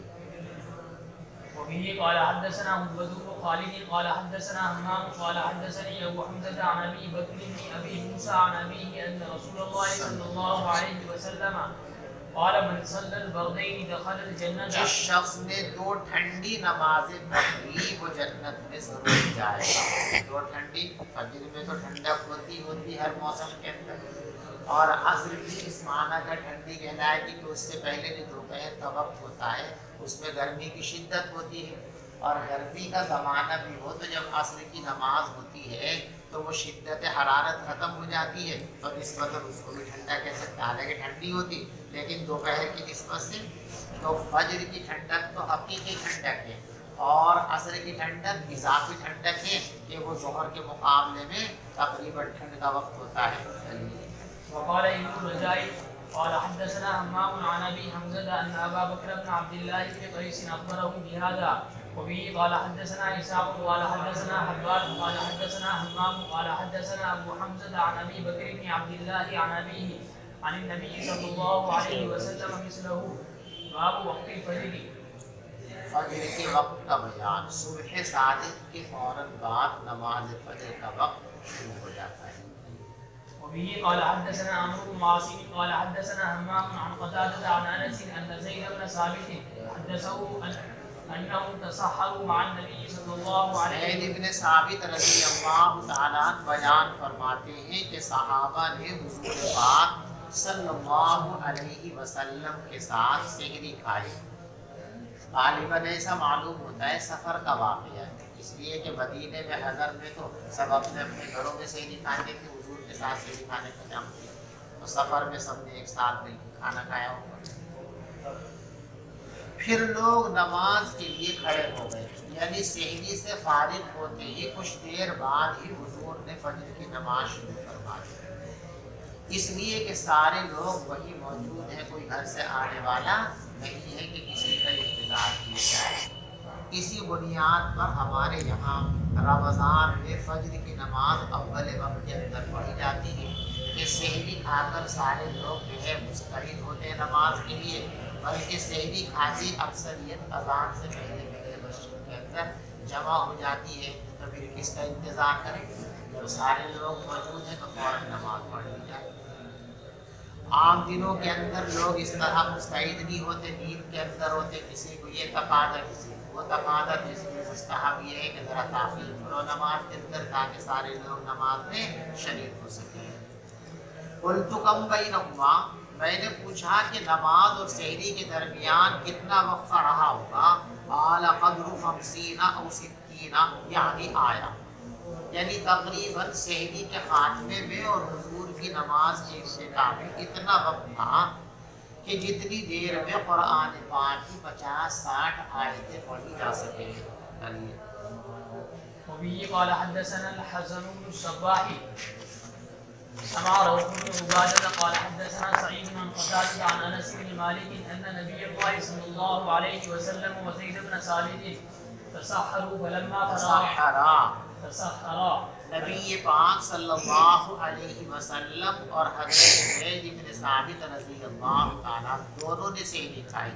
فلما فرغا من سحورہما، جب وہ سحری کھا کر فارغ ہو گئے، دیکھو سحور کے معنی سحری کھانا، اور سحور بفتح السین وہ کھانا جو سحری کے وقت کھایا جاتا ہے، جیسے طہور پاکی حاصل کرنا، اور طہور وہ پانی جس کے ذریعے پاکی حاصل کی جائے گی۔ پیغمبر علیہ السلام نماز کے لیے کھڑے ہو گئے، نماز پڑھائی۔ قلنا، حضرت انس کے شاگرد قتادہ کہتے ہم نے پوچھا حضرت انس سے، کم کان بین فراغہما من سحورہما و دخولہما فی الصلاۃ، ان دونوں حضرات کی سحری سے فراغت اور نماز شروع کرنے میں کتنا فاصلہ تھا؟ قال قدر ما یقرأ الرجل 50 آیہ، جتنی دیر میں کوئی آدمی 50 آیتیں پڑھ سکے۔ وبه قال حدثنا اسماعيل بن ابي اويس عن عقيل عن سليمان عن ابي حازم انه سمع سهل بن سعد يقول كنت اتسحر في اهلي ثم تكون سرعه بي ان ادرك صلاه الفجر مع رسول الله صلى الله عليه وسلم۔ مستحب ہے، بالکل آخری اوقات کے اندر سحری کھائی زیادہ پسند ہے۔ سہل بن سعد فرماتے ہیں کہ میں اپنے گھر والوں کے ساتھ بیٹھ کر سحری کھاتا تھا، پھر مجھے جلدی سے مسجد دوڑنا ہوتا تھا تاکہ میں نماز فجر پیغمبر علیہ السلام کے ساتھ پڑھ سکوں، یعنی رمضان پہ حضور نسبتاً اور ایام کے مقابلے میں جلدی فجر کی نماز شروع کروا دیا کرتے تھے، اس لیے کہ لوگ پہلے سے جمع ہوتے تھے، جیسے ہمارے یہاں معمول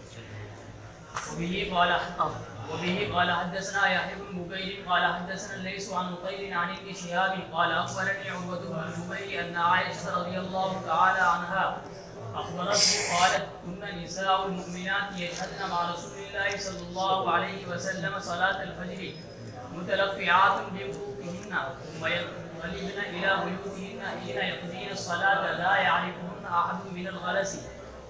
گزر چکی روایت باب من ادرک من الفجر رکعتا، جس نے فجر کی ایک رکعت پالی تو اس نے فجر کی نماز پالی۔ دیکھو پیچھے ہم نے بتلایا تھا کہ اس روایت کا اصل مفہوم کیا ہے، اس کو سمجھنے میں فقہاء کا اختلاف ہے۔ ائمہ ثلاثہ اس روایت کا یہ مطلب سمجھتے ہیں کہ اگر کوئی آدمی وقت کے آخری حصے میں نماز شروع کرے اور نماز پوری ہونے سے پہلے پہلے وقت ختم ہو جائے تو اس اختتام وقت کی وجہ سے اس کی نماز باطل نہیں ہوگی، اس کو نماز کے اعادے کی ضرورت نہیں ہے، بلکہ جتنی پڑھ چکا جو باقی ہے اس کو بھی پوری کر لے اور اس کی یہ نماز درست اور صحیح ہو جائے گی۔ وہ اس کا یہ مطلب سمجھتے ہیں کہ جس نے ایک رکعت پالی تو اس نے پوری نماز پالی، یعنی ایک رکعت وقت کے اندر پڑھ لی تو باقی جو نماز بے وقت پڑھے گا وہ بھی گویا وقت کے اندر پڑھنا سمجھا جائے گا اور پوری نماز کو ادا کا حق دے دیا جائے گا، درجہ دے دیا جائے گا۔ امام اعظم ابو حنیفہ رحمۃ اللہ علیہ کے نزدیک اس روایت کا یہ مطلب نہیں ہے، بلکہ اس روایت میں وقت کا بیان نماز کے ادا اور قضا کے اعتبار سے ہے ہی نہیں۔ اس روایت کا موضوع یہ نہیں ہے کہ آخری وقت میں نماز پڑھنے سے نماز ادا ہوگی یا نماز ادا نہیں ہوگی، یہ اس روایت کا موضوع نہیں ہے، بلکہ اس روایت کا موضوع دو چیزیں ہو سکتی ہیں۔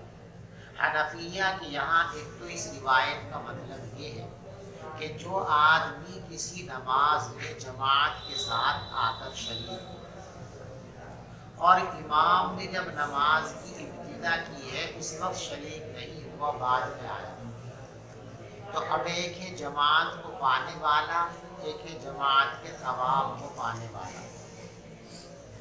امام کے سلام پھیرنے سے پہلے جب بھی اس کی شرکت ہو جائے گی، اس کو جماعت کا ثواب کسی درجے میں مل جائے گا، لیکن جماعت پانے والا اس کی نماز باجماعت کے زمرے میں لکھی جائے رجسٹر کے اندر، اس کے لیے کم سے کم اتنا ہونا چاہیے کہ ایک رکعت کو امام کے ساتھ پوری پڑھنے کا حقیقتاً یا عموماً اس کو موقع مل گیا۔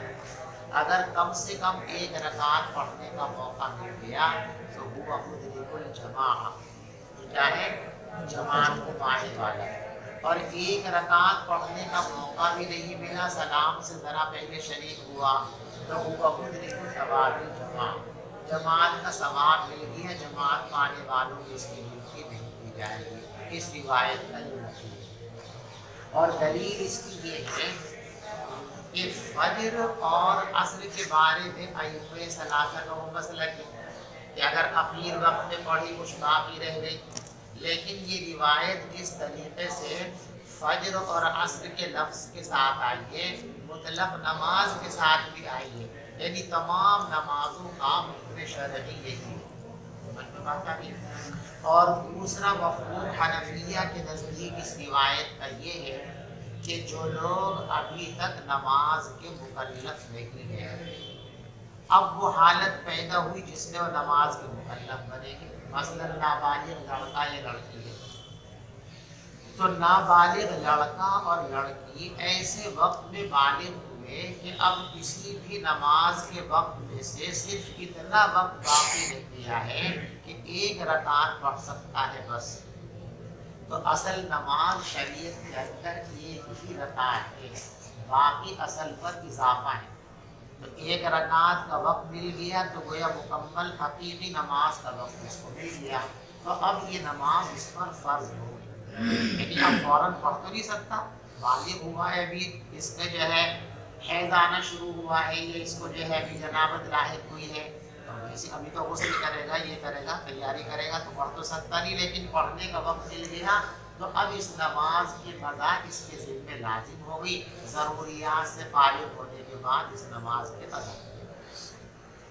یا مثال کے طور پر ایک عورت حیض کے اندر مبتلا ہے، نفاس کے اندر مبتلا ہے، ظہر کی نماز کا وقت ختم ہونے میں صرف اتنا سا وقت باقی ہے کہ اگر فوراً نماز کی نیت باندھ لی جائے تو ایک رکعت پڑھتے پڑھتے ظہر کا وقت ختم ہو جائے گا، اتنا وقت بھی اس کو مل گیا اس حائضہ کو اور نفاس والی عورت کو، تو یہ کہیں گے کہ اس دن کی یہ ظہر کی نماز اس کے ذمہ فرض ہو گئی، غسل وغیرہ کرنے کے بعد اس نماز کی قضا اس کو کرنی پڑے گی۔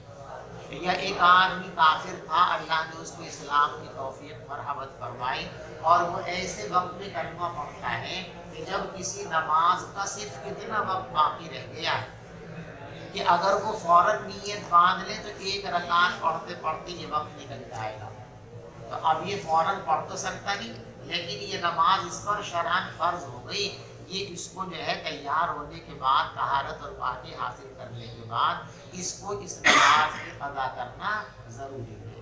یعنی کسی پر کسی وقت کی نماز کی فرضیت کے لیے کتنا وقت درکار ہے، اگر اس نماز کے وقت میں سے صرف اتنا وقت اس کو مل گیا جتنی دیر میں ایک رکعت نماز پڑھی جا سکتی ہے، اتنا وقت مل جانے کی صورت میں بھی اس وقت کی نماز شرعاً اس کے ذمہ فرض ہو گئی ہے، اسے بعد میں قضا کرنا لازم اور ضروری ہے۔ وبه قال حدثنا عبد الله بن يوسف قال حدثنا مالك عن ابن شهاب عن ابي سلمة بن عبد الرحمن عن ابي هريرة ان رسول الله صلى الله عليه وسلم قال من أدرك ركعة من الصلاة فقد أدرك الصلاة. باب الصلاة بعد الفجر حتى ترتفع الشمس. فجر کی نماز کے بعد نماز پڑھنے کا بیان یہاں تک کہ سورج طلوع ہو جائے. دیکھو فجر کی نماز فرض آپ نے پڑھی، عصر کی نماز فرض آپ نے پڑھی ہے، تو اب عصر اور فجر کے بعد آپ فوائد، اگر آپ کی کوئی فرض نماز چھوٹی ہوئی ہے تو آپ اس کی قضا کر سکتے ہیں. ٹھیک ہے. ائمہ اور اسی طریقے سے جس نماز کا کوئی خاص سبب ہو اس کو پڑھ سکتے ہیں، جنازے کی نماز، لیکن باقی اور نمازیں جو ہے وہ ان اوقات کے اندر نہیں پڑھی جا سکتی. بس یہی بیان کرنا یہاں پر کہ فوائد پڑھ سکتے ہیں، جو ہوئے فرائض ہیں ان کی قضا کر سکتے ہیں، باقی کوئی اور نماز اس وقت نہیں پڑھ سکتے. وبه قال حدثنا حفص بن عمر قال حدثنا هشام عن قتادة عن أبي العالية عن ابن عباس قال شهد عندي رجال مرزيون وأرزاهم عندي عمر أن النبي صلى الله عليه وسلم نهى عن الصلاة بعد الصبح حتى تشرق الشمس. عبداللہ ابن عباس رضی اللہ تعالیٰ فرماتے ہیں کہ میرے سامنے یہ بات بیان کی ہے ایسے لوگوں نے جو بڑے پسندیدہ لوگ ہیں، بڑے نیک لوگ ہیں، اور ان میں سب سے زیادہ پسندیدہ شخصیت نزدیک حضرت عمر ہے. وہ بھی نقل کرتے ہیں کہ پیغمبر علیہ السلام نے فجر کے بعد نماز پڑھنے سے منع فرمایا جب تک کہ سورج چمک نہ جائے، اور عصر کے بعد نماز پڑھنے سے منع فرمایا جب تک کہ سورج غروب نہ ہو جائے. وبه قال حدثنا مسدد قال حدثنا يحيى عن شعبة عن قتادة سمعت أبا العالية عن ابن عباس قال حدثني ناس بهذا. وبه قال حدثنا مسدد قال حدثنا يحيى بن سعيد عن هشام قال أخبرني أبي قال أخبرني ابن عمر قال رسول الله صلى الله عليه وسلم لا تحروا بصلاتكم طلوع الشمس ولا غروبها. قال طلوع شمس کے وقت اور غروب شمس کے وقت نماز پڑھنے کا ارادہ مت کیا، یعنی بالاختیار اس وقت میں نماز مت پڑھا. امام بخاری رحمۃ اللہ علیہ اختیار اور غیر اختیار میں فرق کرتے ہیں. ہمارے نزدیک اختیار اور غیر اختیار دونوں کا ایک ہے. اختیار اور غیر اختیار کا مطلب یہ ہے کہ ایک آدمی تو باقاعدہ نماز ہی ایسے وقت میں شروع کرتا ہے، اختیار ہے. ایک آدمی نے پہلے سے نماز شروع کر رکھی، اتفاق سے نماز پڑھتے پڑھتے سورج غروب ہو گیا، سورج غروب ہو گیا، تو یہ غیر اختیاری. یہ فرماتے غیر اختیاری طور پر ایسا ہو جائے تو کوئی بات نہیں، بال اختیار ایسا نہیں کرنا چاہیے. حضرت ایک بندہ مسجد میں آیا اور آ کے ٹائم وقت کو پتہ نہیں، تو طلوع وقت میں نماز شروع کرنے لگا، پتہ ہی نہیں کہ سوچ رہا ہے کہ وقت ابھی ہے چلو بجے میں، تو اسے روکا جا سکتا. دیکھو اگر پکا نمازی ہے تو روک اسے مسئلہ بتا دو. اتفاقاً سے آ گیا بھولا بھٹکا اسے پڑھنے لگا، اس لیے کہ اسے واپس کر دیا نا مسجد سے، پتہ نہیں کیسے تو آج اس کی بیوی نے زبردستی میں سماجت کر کے بھیجا تھا کہ آج تو پڑھ جاؤ. آج یہ آپ نے مولوی صاحب نے فتویٰ دی، اسے واپس کر دیا. دکان کھولنے کی جلدی دکان میں جا بیٹھے تو جو پکا نمازی ہے پکے کو تو روک دو، اور کچا پکا کوئی ایسی آ گیا ہے نا تو اس کے سر پہ نظر شروع کر لے، جیسے غلہ نہ کرنے سے. چلیے. وبه قال حدثنا عبيدة بن إسماعيل عن أبي أسامة عن عبيد الله بن خبيب بن عبد الرحمن عن حفص بن عاصم عن أبي هريرة أن رسول الله صلى الله عليه وسلم نهى عن بيعتين وعن لبستين حضور پاک صلی اللہ علیہ وسلم نے دو طرح کی خرید و فروخت سے منع فرمایا، ولبستین اور دو انداز کا لباس پہننے سے منع فرمایا، وعن صلاتین اور دو وقتوں میں نماز پڑھنے سے منع فرمایا. ایک فجر کے بعد نماز پڑھنے سے منع فرمایا یہاں تک کہ سورج طلوع ہو جائے، اور ایک عصر کے بعد نماز پڑھنے سے منع فرمایا یہاں تک کہ مغرب کا، یہاں تک کہ سورج غروب ہو جائے. نماز ہوگی بھی. اب وہ جو دو کپڑے تھے نا کہ دو طرح کے کپڑے کی پہننے سے وہ فرماتے ہیں، اور اشتمال سما سے منع فرمایا، اور ایک کپڑے میں احتبا کر کے بیٹھنے سے منع فرمایا. دونوں کی تشریح پیچھے اسی کتاب کے اندر بیان ہو چکی ہے. अनिल मुनाबज़ती, और वो जो दो गए हैं जिनसे मना फरमाया, वो एक गए मुनाबज़ा है और एक गए मुलामसा है, इसकी तशरीह भी पीछे गुजर गई। बाबुल ला ला तुतहर्रा, बसीग़े मजहूल, ला तुतहर्रा, ग़ुरूब आफ़ताब से पहले नमाज पढ़ने का क़स्द न किया जाए, बिल क़स्द इख्तियार, ऐसे वक्त में नमाज शुरू नहीं करनी चाहिए। चलो وبه قال حدثنا عبد الله بن يوسف قال اخبرنا مالك عن نافع عن ابن عمر ان رسول الله صلى الله عليه وسلم قال لا يتحرى احدكم فيصلي عند طلوع الشمس ولا عند غروبها. وبه قال حدثنا عبد العزيز بن عبد الله قال حدثنا ابراهيم بن سعد بن صالح عن ابن شهاب قال حدثني عطاء بن يزيد الجندعي انه سمع ابا سعيد الخدري يقول سمعت رسول الله صلى الله عليه وسلم يقول لا صلاة بعد الصبح حتى ترتفع الشمس ولا صلاة بعد العصر حتى تغيب الشمس. وبه قال حدثنا محمد بن عباد قال حدثنا منذر قال حدثنا شعبة عن ابي التياح قال سمعت عمران بن ابان يحدث عن معاوية رضي الله عنه قال انكم لتصلون صلاة. حضرت امیر معاویہ رضی اللہ تعالیٰ نے اپنے دور خلافت میں کچھ لوگوں کو دیکھا کہ وہ عصر کی نماز کے بعد بھی نوافل کے لیے بعد لیا کرتے تھے، تو امیر معاویہ نے ان پر تحقیق فرمائی کہ ہم نے حضور پاک صلی اللہ علیہ وسلم کے ساتھ ایک مدت تک وقت گزارا ہے، پیغمبر علیہ السلام نہ اس وقت نوافل پڑھتے تھے اور نہ لوگوں کو نوافل پڑھنے کی اجازت دیتے تھے، بلکہ آپ اس سے منع فرمایا کرتے تھے۔ اعلیٰ امیر معاویہ نے فرمایا تم لوگ ایک نماز پڑھتے ہو، حالانکہ ہم حضور پاک صلی اللہ علیہ وسلم کے ساتھ رہے، ہم نے یہ نماز پڑھتے ہوئے حضور کو نہیں دیکھا، بلکہ حضور تو اس نماز سے یعنی عصر کے بعد 2 رکعت پڑھنے سے لوگوں کو منع فرمایا کرتے تھے۔ وبه قال حدثنا محمد بن سلام قال اخبرنا عبدة عن عبيد الله عن حبيب عن حفص بن عاصم عن ابي هريرة قال نهى رسول الله صلى الله عليه وسلم عن صلاتين بعد الفجر حتى تطلع الشمس وبعد العصر حتى تغرب الشمس. باب من لم يكره الصلاة الا بعد العصر والفجر. رواه. دیکھو جمہور فقہا اور محدثین کے یہاں اوقات مکروہہ 3 ہیں، طلوع آفتاب، غروب آفتاب اور استواء شمس، لیکن امام مالک رحمۃ اللہ علیہ استواء شمس کو مکروہ اوقات کے اندر نہیں لیتے، اور استدلال یہ ہے کہ یہاں روایت میں غروب آفتاب اور طلوع آفتاب کا تذکرہ ہے، استواء شمس کا تذکرہ نہیں ہے۔ اگر استواء شمس بھی ممنوعات میں سے ہوتا ہوگا بھی تو اس کا بھی حدیث کے اندر ذکر آنا چاہیے تھا، جب اس کا ذکر نہیں ہے تو معلوم ہوا کہ وہ اوقات ممنوعات کے اندر شامل اور داخل نہیں ہے۔ یہی بات امام بخاری رحمۃ اللہ علیہ اس بات کے اندر بتا رہے ہیں۔ چلیے وبه قال حدثنا ابو النعمان قال حدثنا حماد بن سعيد عن ايوب عن نافع عن ابن عمر قال اصلي كما رايت اصحابي يصلون لا انهى احدا يصلي بالليل او النهار ما شاء.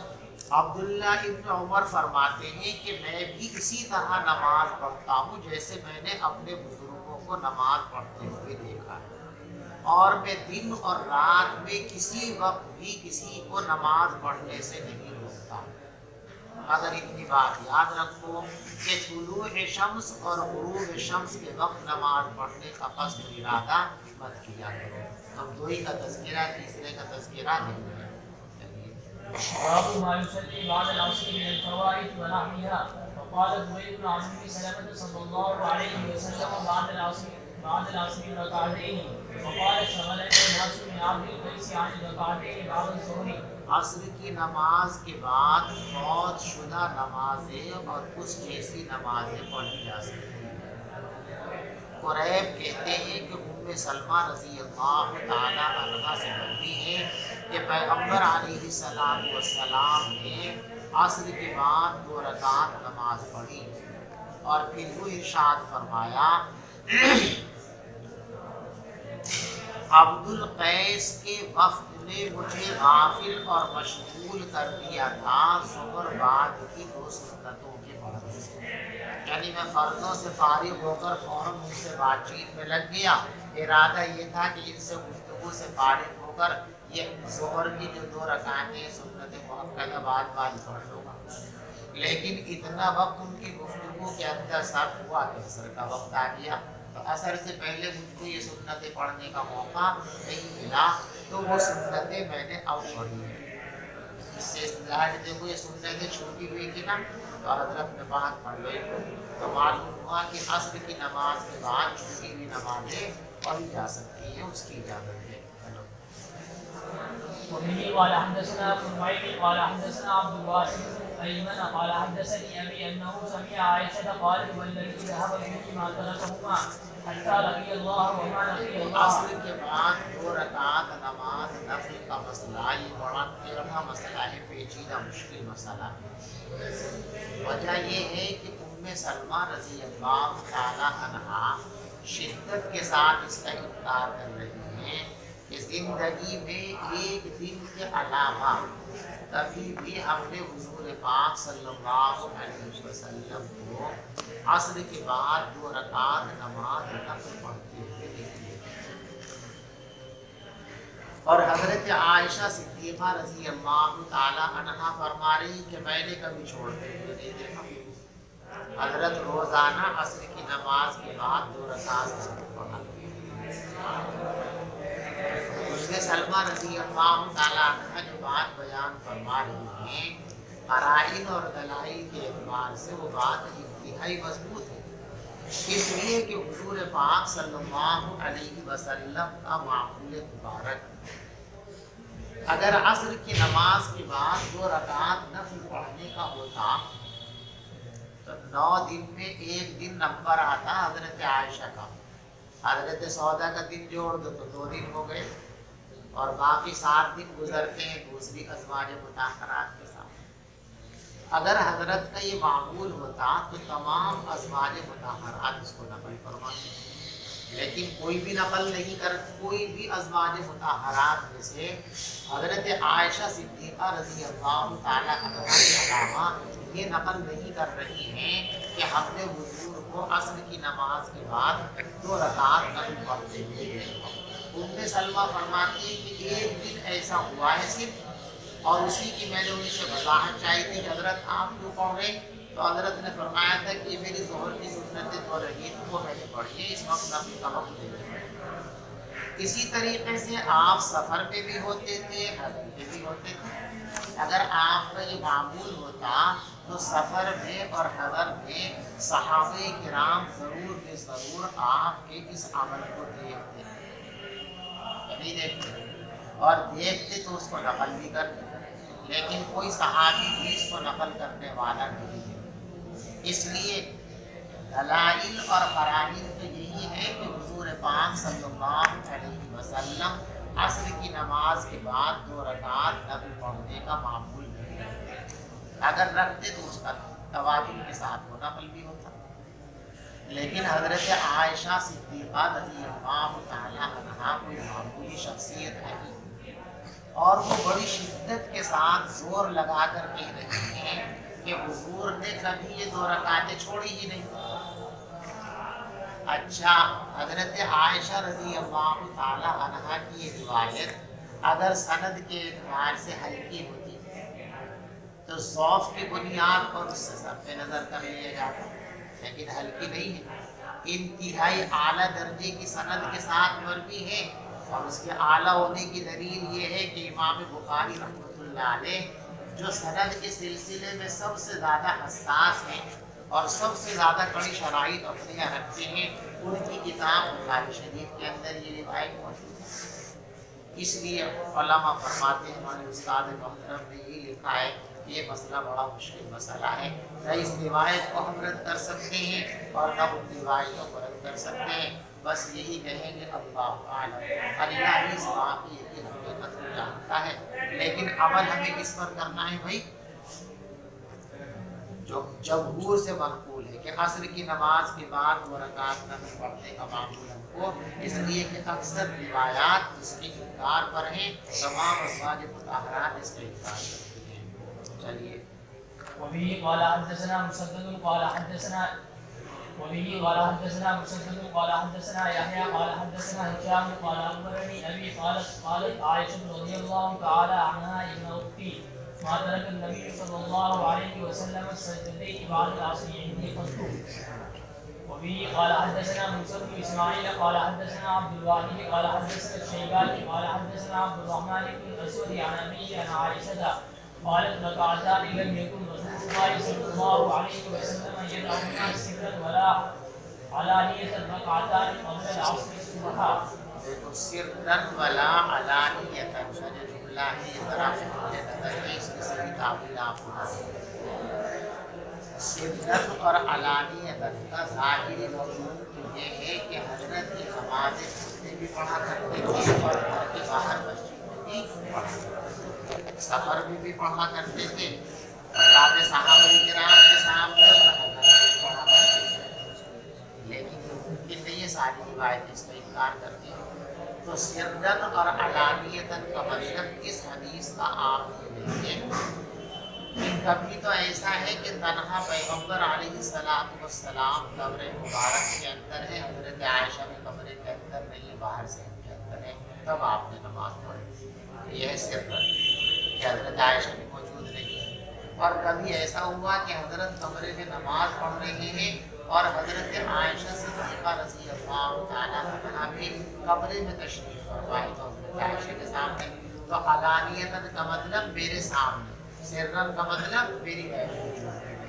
वो जो अलानियतन और सिररन का मफ़हूम आम है वो यहाँ पर मुराद नहीं है, स्वीकार करेंगे। وبه قال حدثنا محمد بن عرعرة قال حدثنا شعبة عن أبي إسحاق قال رأيت الأسود ومسروقا شهدا على عائشة قالت ما كان النبي صلى الله عليه وسلم يأتيني في يوم بعد العصر إلا صلى ركعتين. देखो भाई थक गए हो तो छोड़ दो, मेरा इरादा तो ये था कि इमाम खत्म करो, और अगर आप लोग थक गए तो छोड़ दे दो।